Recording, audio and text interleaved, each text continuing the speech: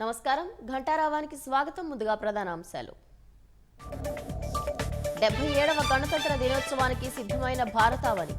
ఢిల్లీలో వేడుకలకు ముఖ్య అతిథిగా ఐరోపా మండలి అధ్యక్షుడు. దేశం మరింత బలపడాలన్న ప్రధాని మోదీ. అందరి జీవితాల్లో కొత్త శక్తి నింపాలని ఆకాంక్ష.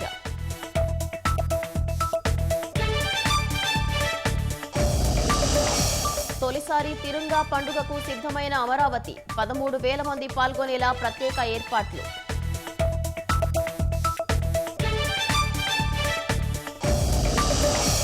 రాజస్థాన్ నాగౌర్ జిల్లాలో పేలుడు పదార్థాల కలకలం. 10,000 కేజీల అమ్మోనియం నైట్రేట్ స్వాధీనం.